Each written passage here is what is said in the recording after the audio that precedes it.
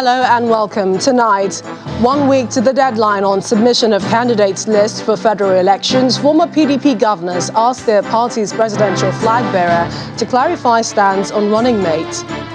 APC presidential candidate Bola Tinubu continues his fence mending consultation, visits Kogi State Governor Yahaya Bello in Abuja. We lost the battle, not the war, Vice President Osinbajo tells his supporters, encourages them to back APC and renew hope in a new Nigeria. And justice for Funke Olakunrin as court sentences her killers to death by hanging 3 years after her gruesome murder on the Benin-Ore-Shagamu Expressway. Business news tonight. Federal Inland Revenue Service set to commence nationwide monitoring on tax compliance. On sports news tonight, Andy Murray stuns top seed Stefanos Tsitsipas to reach the semi-finals of the Stuttgart Open. And from the nation's capital, federal government promises to collaborate with judges to seek redress for journalists attacked in the course of their assignment.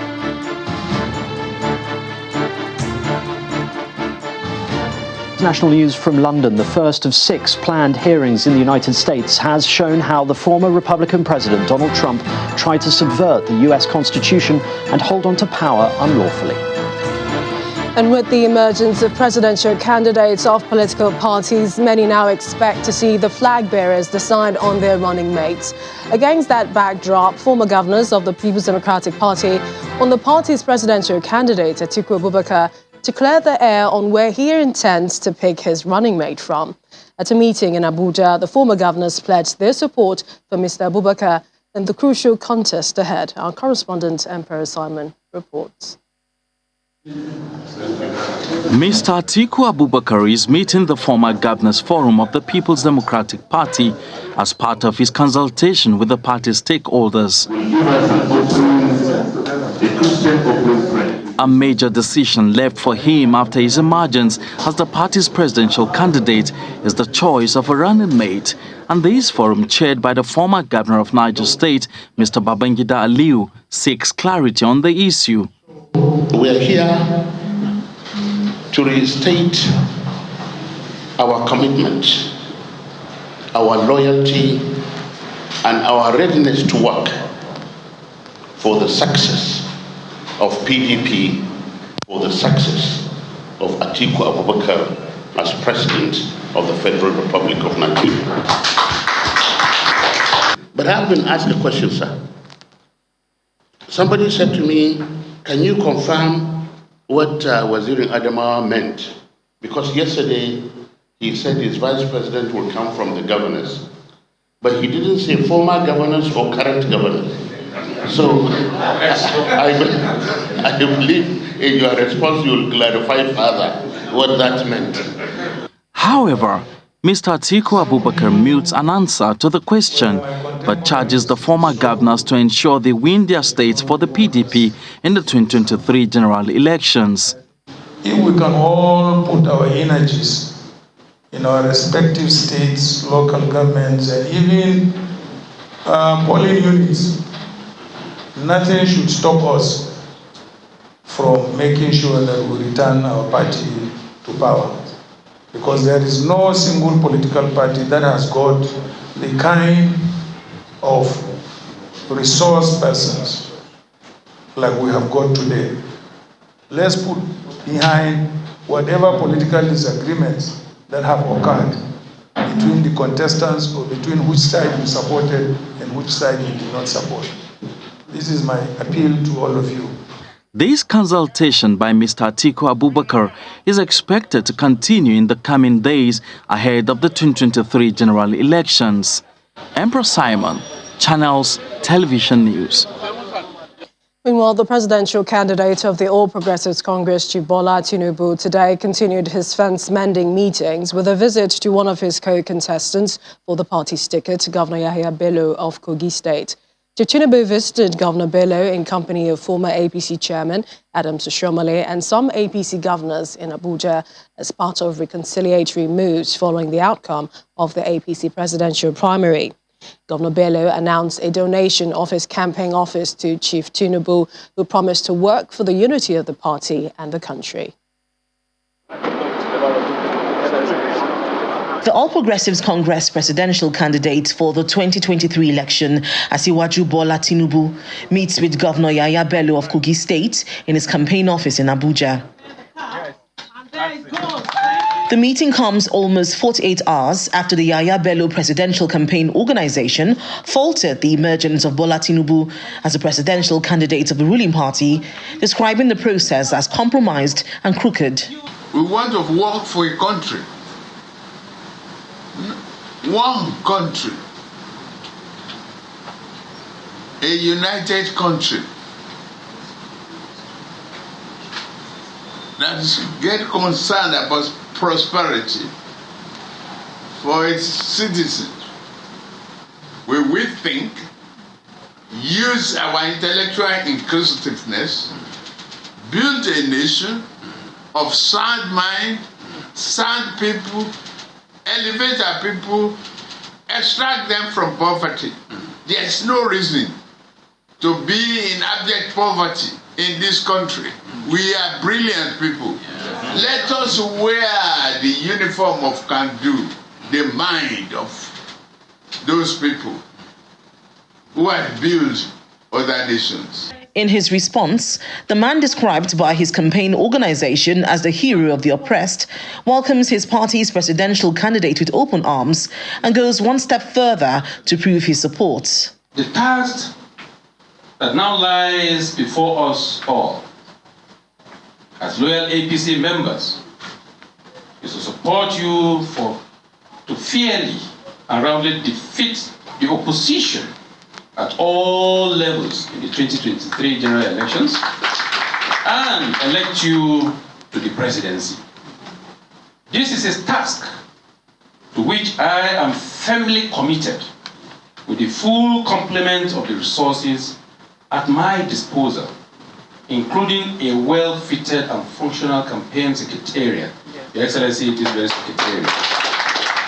All of which I now place under your command.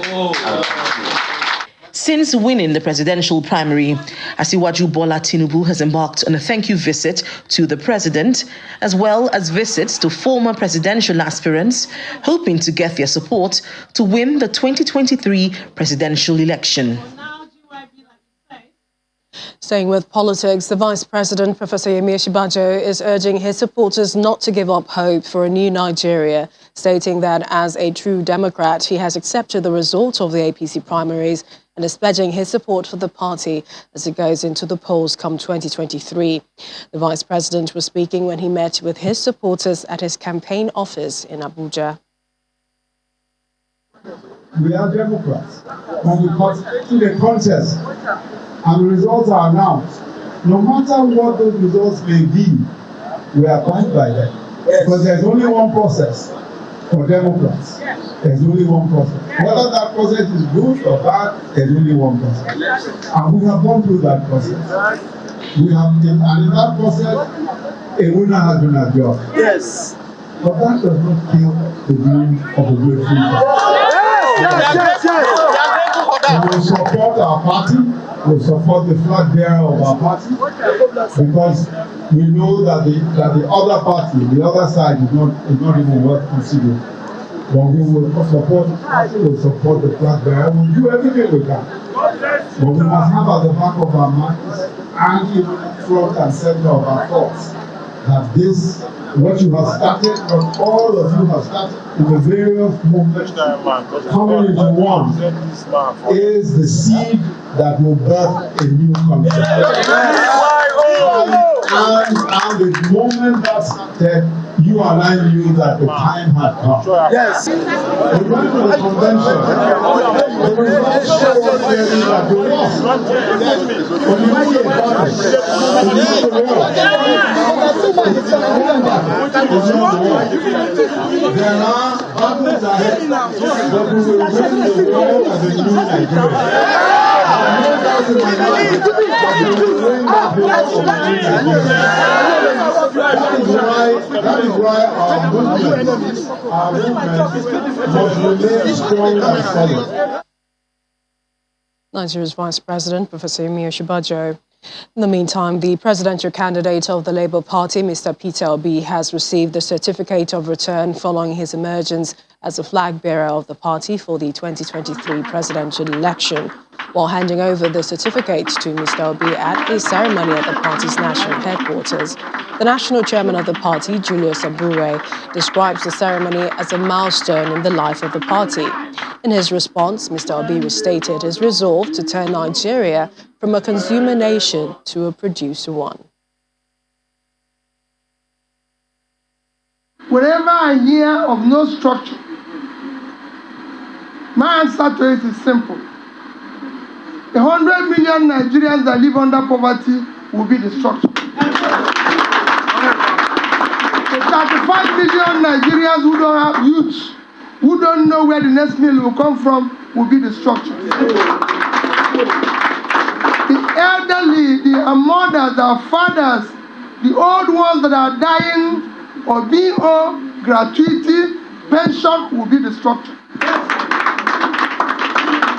The ASU, the lecturers who are being owed, the students that are not in school will be the structure. We will create the structure, and they will see what the structure is all about. The structure is about human beings. I've been out of office for the past 9 years. Anambra have not bought me pure water. Pure water. No gratuity, no pension. I made 35 billion gratuity and pension outstanding. And I said to them, and I say it any day, it is crime to owe old people. Yes. When they have less opportunity in their difficult time, we must stop that. So it's about future of Nigeria. It's about future of trying to ensure that our youth become productive. The deadline for INEC's voter registration timeline is less than a month away, and Nigerian youth appear to not be taking any chances this time. In response, the awareness campaign by the Independent National Electoral Commission and the European Union, the youths today turned up en masse at the Tafawa Balewa Square in Lagos Island to register for their permanent voter cards. A total of 30 booths are in place for the voter registration holding at the Tafawa Balewa Square, Lagos. 2 INEC officials man each booth, with about 60 registrants being attended to at a time and an estimated 300 per hour. All aimed at ensuring that more Nigerians, especially the youths, participate in the general elections in 2023. It's appalling that only 4% of young people turned up in the presidential elections and 3.9% turned up in the governorship elections in 2019. If young people, who constitute the largest bulk of our registered voters, do not see the need to activate the power of their thumb and make their numbers count at elections, then we should be concerned and worried about the future of our democracy. With 9 tents mounted, the crowd is split into 2 to make the process easier. 4 tents for fresh registrants, while the remaining 5 are for online pre-registration, transfer, update, replacement, and those categorized as priority. For some of the registrants here, although the main registration lasts about 5 minutes, it takes a long time to get to their turn. It was very hectic, and coming into the podium it's been very difficult. We waited, there are a lot of chaos, so many. The security, they weren't helping issues at all. But as God will have it, at the end, we made it in. I'm here before 7 o'clock, but now it's too far, to 4. Now I nearly go through because I don't know that I will still do it today. Because I get the time that everybody's rushing, jumping, but thank God, final, I done my own. So I'm happy now. A few meters from the crowd, preparations are underway to round off the exercise, which began on Monday, with the Youth Vote Count mega concert on Saturday.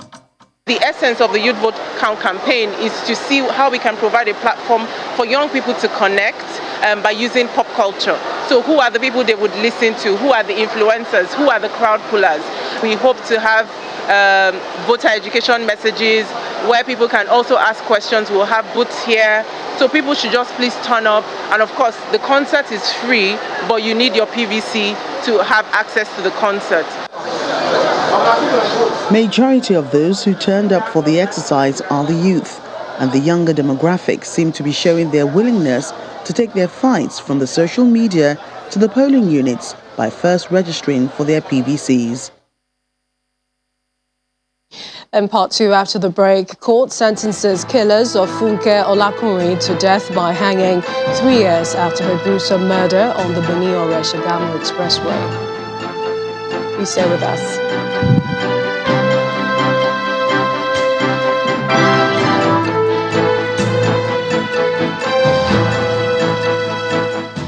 Religious harmony is a possibility in Nigeria. This is the assertion by prominent Islamic scholar Sheikh Nuruddin Lemu. He says this is vital for the nation at the moment, especially as it approaches the critical time of campaigning and elections.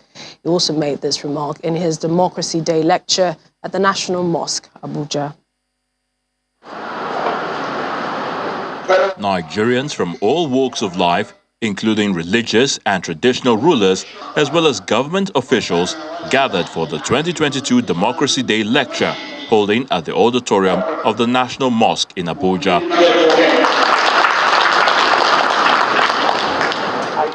Delivering a lecture titled Democratic Governance in a Multi-Religious Society, prominent Islamic cleric Sheikh Nuruddin Lemu makes a case for peaceful religious coexistence in Nigeria. The early Meccan society, where the Prophet ﷺ was born, had many religions operating. Predominantly idol worship, polytheists. We had Jews in Mecca. Zoroastrians came to Mecca. Mecca was the Dubai of those days, a center for business. And you had pilgrims coming from all over the place for worship. The Secretary to the Government of the Federation, Mr. Boss Mustafa, who is also the chairman of the Inter-Ministerial Committee for the 23rd Democracy Day anniversary, agrees with the guest lecturers. The year 2022 marks 23 years from 1999 to 2022 of uninterrupted democratic governance in our country, despite the numerous challenges that we face. It is a period long enough for us to develop, imbibe, and practice good governance in our multi-ethnic and multi-religious society. The Minister of the FCT, who represented President Muhammadu Buhari, reiterates that June 12th is the real Democracy Day, as he remains proud of changing the date from May 29th to June the 12th. And as we proceed towards the 2023 election, it is very important for all Nigerians, irrespective of party affiliation, religious affiliations, tribal affiliations, to look at the country as one, to work towards entrenching democracy based on justice and the rule of law.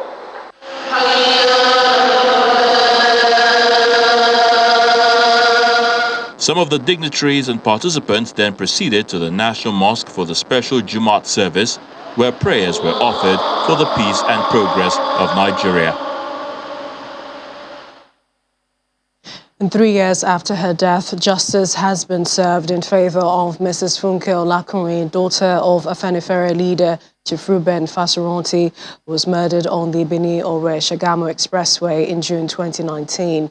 An Ondo State High Court sitting in Akure today sentenced 3 persons to death by hanging for her death. The convicts are Awolu Abubakar, Mohammed Shehu and Adamu Adamu. The third suspect was acquitted. Justice William Solamide found the 3 guilty of murder, kidnapping and armed robbery. The position of the defense was actually deflated by the court, who came to the conclusion that their defense was an afterthought. There was a thorough investigation that spanned through 3 states of the Federation: Edo State, Lagos State, before they were brought to Ondo State, where finally they confessed to the offense of this murder, kidnapping, and armed robbery. They were fixed to the scene of the crime, and cogent evidence were given by persons who were with them in the forest for 7 days. Particularly, the driver of the deceased, who was kidnapped for 7 days, and he identified them not only before the police, he also identified them before the court. That these 3 defendants were the person who were responsible for sporadic shooting along Ore Road, Express Road, that led to the death of Mrs. Olakunrin. The verdict and the judgment of the court has been delivered in this case. We appreciate the court for the diligence of the court in this case. You also observe that one among the defendants was exonerated by the court from the judgment of the court. In the interim, we're going to take a critical look of the judgment of the court. We're going to diagnose it, look at area where issues can be formulated, issue of appeal can be formulated. We are going to do that. Staying with the courts, River State Governor Funke says the state has filed criminal charges against former governor of the state, Rotimi Amechi, over the alleged misuse of 96 billion naira, which accrued from the sales of state assets. Governor Wike had instituted a commission of inquiry to look into the alleged sale of valuable assets and the award of contract for the execution of a monorail project. Last month, the Supreme Court dismissed an application by the former governor challenging the probe. Governor Wike made this known while swearing in 3 new commissioners at the Government House, Port Harcourt. You are at a critical period where people want to know what the state is going to do after the Supreme Court judgment of the Judicial Panel of Inquiry. Luckily, you came in at that time when we have 5 preferred charges. We have preferred criminal charges against the former governor, Sahara, Toyekul, and the rest of them. We have preferred criminal charges at the State High Court. So you are coming at the right time to take over the matter, to make sure it is prosecuted diligently. I don't want to hear excuses. Diligently. Let the people see what happened to our money. How $50 million from our account moved to a company without nothing to show whether there was business, whether there was this and that. $50 million. Let me also say that you used the opportunity to write a strong protest letter to the chairman of EFCC that we're not in the era of impunity. There's a period of obeying the rule of law. If not, we will charge them for contempt. Serious protest letter to the chairman of EFCC on the attempt by his men to disobey court judgments. Away from River State, more condolences are being received by the Ondo State government over last Sunday's deadly attack on a Catholic church in Owo. The latest is coming from the United States government. The United States ambassador to Nigeria, Mary Beth Leonard, in a letter to Governor Rotimi Akeredolu, extends the condolences of the U.S. to the people of Ondo State and the Owo community. The USA condemns the attack in strongest terms while expressing its concern over the growing pattern of violence that afflicts communities across Nigeria. The letter reads in part, "This tragedy saddens us deeply, and our thoughts and prayers go out to the victims and their families during this difficult time." She maintains that the U.S. remains steadfast in its efforts to support Nigeria in enhancing civilian security throughout the country. Still ahead on the news at 10, Federal Inland Revenue Service set to commence nationwide monitoring on tax compliance. Well, that's on Business News. Do join us again.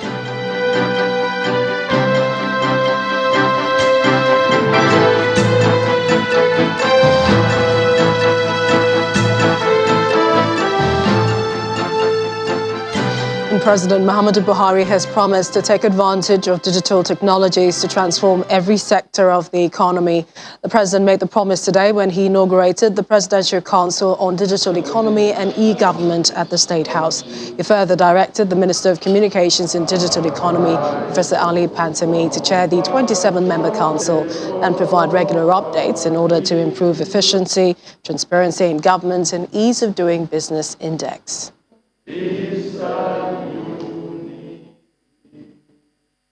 The approval of the national policy on virtual engagements for federal public institutions also helped to formalize government online meetings. As such, statutory meetings like the Federal Executive Council meetings, Council of State meetings, and other meetings can now effectively and legally take place online. The implementation of these projects will further strengthen the capacity of government to develop, adopt, and deploy digital technologies that can make government more efficient and transparent. It will also improve our global standing in the Ease of Doing Business Index.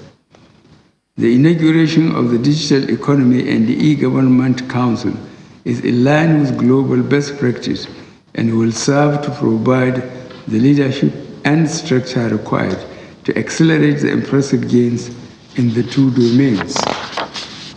Membership of this council has been arrived at after a painstaking and thorough process, and I urge every member of this council to see this as a national assignment and the trust that we have in your ability to support and significantly enhance the digital transformation of Nigeria.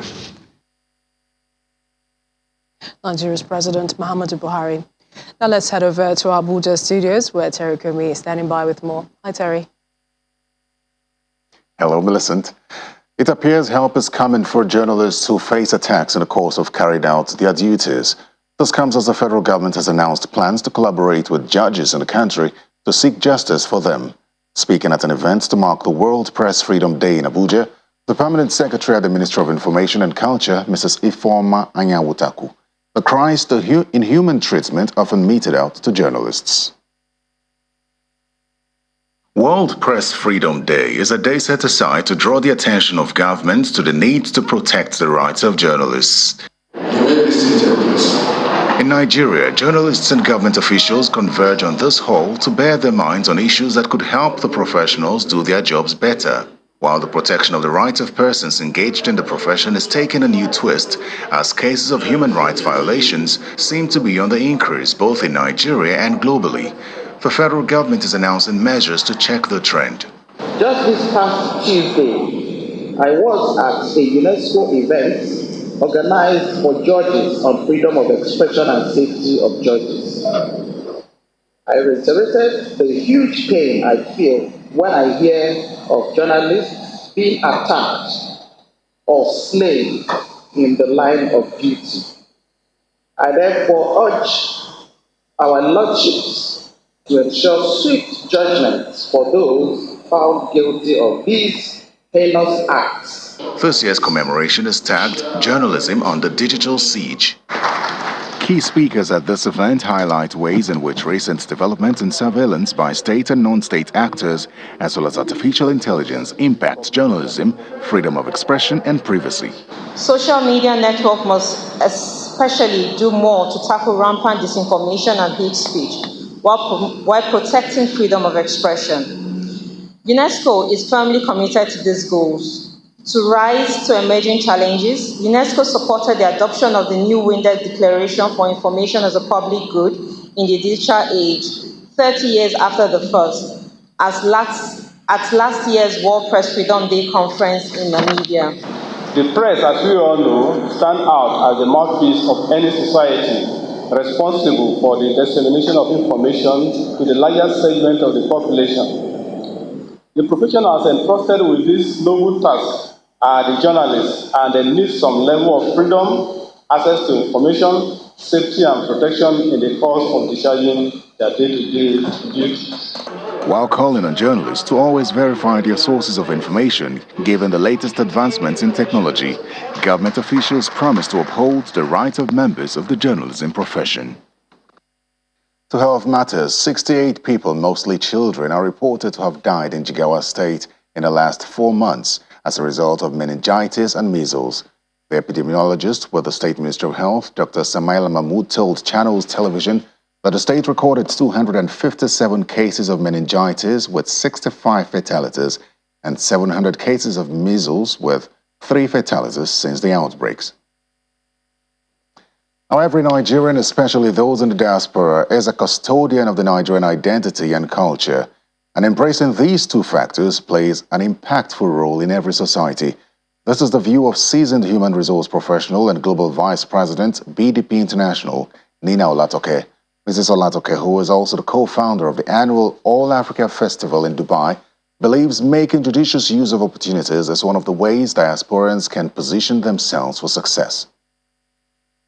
Prior to moving here, and even when we just moved here, my kids will always represent themselves as, I am British. My oldest son actually loved Istanbul so much that he claimed he was British Turkish, which was not a thing. But they would always have that identity. In the last 4 years, particularly the last 3 years, my children refer to themselves as Nigerians. And that for me is a reflection of what they have seen me get comfortable with, but also what I'm impacting to them.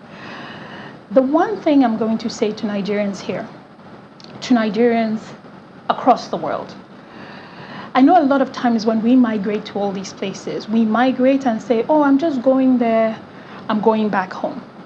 A lot of people have the going back home story. And for some people, they do go back home. They do end up going back home. For a lot of people, they don't. So for a lot of times, we live our lives in places like Dubai that has created spaces for us to penetrate as if we are visiting. The one thing I'm going to say is take advantage of every single opportunity as it has been given. Understand that whether we like it or not, we are cultural translations of what people think our culture looks like. We are custodians of that. And even if you are second generation Nigerian, third generation Nigerian that is living in diaspora, you are still Nigerian. Your translation of culture is valid. Your translation of identity is valid. To catch the full interview with Nina Olatoke, do watch Diaspora Network on Saturday at 7:30 p.m. To company news now, the assemblage of 2 of Renault brands in Nigeria will not just help in job creation, but also improve the nation's economy. That's according to the management of the Coast Cherries Group, holder of the franchise of the vehicle brand in Nigeria. They were speaking during the 16th Lagos Motor Fair and Auto Parts Expo Africa. The company says there are several financial packages in place to help cushion the economic situation in the country for those interested in owning cars. Quid, Duster, Colliers, Arach, Logan. These are some of the Renault brand on display at the 16th Lagos Motor Fair and Auto Parts Expo Africa. 2 of these variants are assembled in Nigeria, to which the franchise owners, the Coast Cherries Group, says it is in a bid to grow the Nigerian economy and help in job creation for the youth. For us to be able to successfully assemble Logan and Duster in Nigeria for Renault, that tells you that we can actually do much more. And that is why we try as much as possible to also come out at every auto fair platform like this to showcase what Nigerians can do, and that we can actually do more. We can go further in terms of positioning the Renault right in Nigeria. The fact of the local assemblage is what the Coast Cherries Group says is responsible for why the Renault brand is budget-friendly. They are budget-friendly, and they are also produced locally to resonate and fit into our local terrain. And those are the things you stand to gain when you patronize the Renault brand. In addition to budget friendliness, the company showcases other packages to help cushion the economic hardship on customers. We're giving total experience in terms of when you own the car, in terms of when you want to even own the car. When you want to own the car, that's why we're giving you the finance scheme. We're also giving you the robust insurance package. Beyond friendly budget, the make of the cars to adapt to Nigerian roads is one of the other features the new car owners would look out for. This Renault Duster is assembled in Nigeria and it has a lot of features. It's a compact SUV, five doors, 2.0 liter engine, and it has a 7-inch screen onboard monitor. They also have a reverse camera. The fuel efficiency is about 4.5 liter for 100 kilometers. So we can see that for efficiencies, it's good. It's good for our road. It's meant for our road because it's assembled in Nigeria.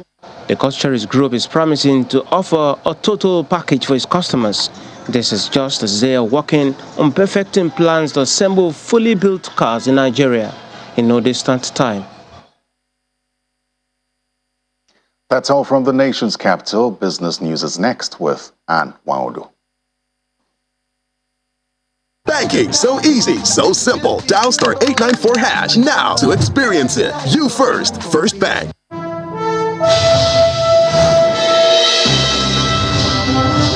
Thank you, Terry. Hello and welcome to Business News. The Federal Inland Revenue Service, FIRS, says it is embarking on a nationwide compliance exercise on value-added tax and withholding tax starting from July the 1st this year. The exercise follows an earlier notice by the service to commence the enforcement and recovery of unremitted tax deductions owed by some states and local governments. According to the FIRS, the VAT and withholding tax compliance monitoring exercise will include visits to include ministries, departments and agencies, non-governmental organizations, other corporate bodies and taxable persons to review their VAT and withholding tax records. The Lagos Chamber of Commerce and Industry says it is working with all relevant security operatives to ensure a hitch-free trade exhibition this year. This was made known by the Chairman Special Exhibition Committee at the LCCI, Mr. Leye Kupoluyi, at the press conference in Lagos ahead of the International Trade Fair in November. He also stresses the aim of the trade fair is to bring about economic integration. We head to the equities market now, which made a U-turn into positive territory, so the color is green today in the final trading session of the week. John Mekwa has the details.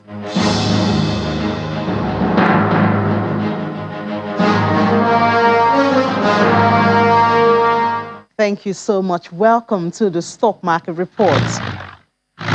I think I hear the bull say, thank God it's Friday. It was waiting for the final trading day of the week to show up and prove that the sentiment in the market is still bullish. Let's go to the counters now. The banking counter follows that sentiment. It has recovered from that big fall it recorded yesterday.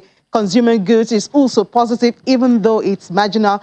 But oil and gas, it hasn't gotten up to that bullish sentiment. It's still down almost 0.5% on the top trades list. It looks very similar to that of yesterday. Banking stocks dominate, and we see that today bargain hunting has led 25 kobo gain on the shares of FCNB and FBN Holding each. A lot of activities going on around FBN Holdings in recent times. I'm sure you know a little bit about the news. Let's look at the activities chart. It was mixed today. Just the deals that was a little bit more than yesterday. What a nice way to end the week with the bull there on the floor of the NGX. Let's see how next week will look like. That's the Stock Market Report. I'm Ini John Mekwa. That's Business News for tonight. Thank you for watching. I'm Ann Nwawado. Have a wonderful weekend. It's back to you, Millicent. Banking so easy, so simple. Dial *894# now to experience it. You first, First Bank. Thank you, Anne. The U.S. House Select Committee investigating the January 6 Capitol riots in its first public hearing is accusing former President Donald Trump of being at the center of a conspiracy to overturn the 2020 election. The hearing was dotted with new material such as clips from interviews with witnesses, including former Attorney General William Barr, Trump's son-in-law Jared Kushner, and his daughter Ivanka Trump. Simon Pusa has more international news and around the world in 5. Good evening and welcome to the Channel Studios here in London with your international news around the world in 5. The Congressional Committee investigating the attack on the US Capitol in January 2021 has held its first public hearing to announce their findings. I can just remember my breath catching in my throat. US Capitol Police Officer Caroline Edwards recounted her experience of the war-like scene during the Capitol riot before the House Select Committee to investigate the attack. The committee also showed graphic footage of thousands of rioters attacking police and smashing their way into the Capitol building. It was the first of 6 planned hearings intended to show that the Republican former president tried to subvert the US Constitution and unlawfully hold on to power. The images you recorded and have shared with the committee do a better job than any of our words in reinforcing the violence of January 6th. We hope that the power of your footage help encourage all Americans to consider how citizens with so much in common could viciously brawl at the seat of their democratic government. Ukrainian President Volodymyr Zelensky has urged the West to pull his country from the grey area between the European Union and Russia. Be active if they're backed with actions when a word literally... Addressing the Copenhagen Democracy Summit, Zelensky called on skeptical politicians to move forward, allowing Ukraine to move to the European Union. He received a standing ovation by the audience that also waved the Ukrainian flag as a sign of support. So let me be clear, the European Parliament, which I have the honour and responsibility to preside, stands firmly behind Ukraine's bid to receive EU candidate status. Meanwhile, the Russian foreign minister has said that 2 Britons and 1 Moroccan sentenced to death by Russian forces had committed crimes in Donetsk. The 3 men were captured while fighting for Ukraine in April. The court found them guilty of mercenary activities and committing actions aimed at seizing power and overthrowing the constitutional order. But Boris Johnson has said that under the Geneva Conventions, prisoners of war are entitled to combatant immunity, and they should not be prosecuted for participation in hostilities. The German Chancellor Olaf Scholz has arrived in Kosovo to announce his support for the country's membership of the European Union. He was welcomed in Pristina with military honours by Kosovo's Prime Minister, marking his first stop of a 2-day tour through the Western Balkans. Following Russia's invasion of Ukraine, the EU has picked up speed on bringing countries in the Balkans closer to the European Union. Shanghai is set to lock down millions of people once again over the weekend, just 10 days after lifting its grueling 2-month confinement. 5 of the districts said residents would not be allowed to leave their homes while the testing was carried out. The Chinese commercial hub is racing to stop a wider outbreak after discovering a handful of community cases. Russia and China have unveiled the first road bridge between the 2 countries as Moscow pivots to Asia amid its confrontation with the West over Ukraine. The kilometre-long bridge over the Amur River links the far east of Russia with northern China. During the opening ceremony, the passage of the first trucks was greeted by fireworks. The wreck of a royal warship which sank more than 340 years ago while carrying the future King James Stuart has been discovered off the east coast of the UK. Since the 17th century, the wreck has lain undiscovered until it was found by 2 diving brothers from Norfolk after a 4-year search over 5,000 nautical miles. It has been described by a historian as the most important maritime discovery since the Mary Rose. I think there's massive potential there. I mean, when you think that a lot of the items we've been conserving comes from a chest, and there could be a number of other chests down there and what they contain and what they're going to tell us about life in that period in the 17th century is really exciting. And finally, the pop star Britney Spears has married her longtime boyfriend Sam Asghari after nearly 6 years together. The couple announced their engagement via Instagram in September 2021, but had not disclosed a wedding date. 2 months later, the singer was released from a legal conservatorship that had controlled her personal life and finances for 13 years. During court proceedings, she said she longed to get married and start a new family. And that's your international news around the world in 5. Now back to the Channel studios in Lagos.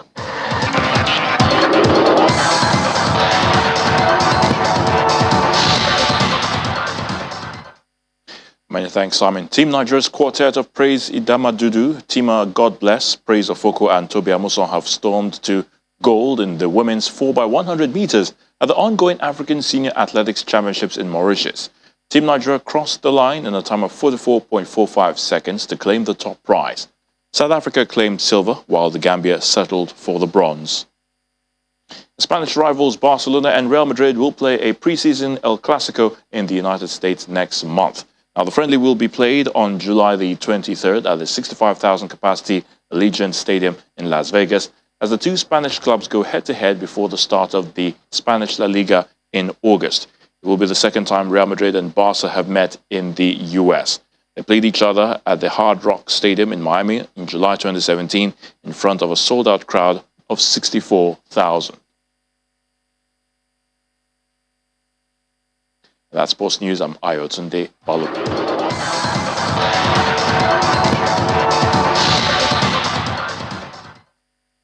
And the main news again. Former governors of the People's Democratic Party today asked the party's presidential candidate, Atiku Abubakar, to clear the air on where he intended to pick his running mate from. The former governors also pledged their support for Mr. Atiku Abubakar in the crucial battle ahead. Also, the Ondo State High Court today sentenced the killers of Funke Olakunrin to death by hanging 3 years after she was gruesomely murdered on the Benin-Ore-Shagamu Expressway. That's the news at 10 tonight. Thank you for watching. I'm Millicent Mwaka. Have a good night and stay safe.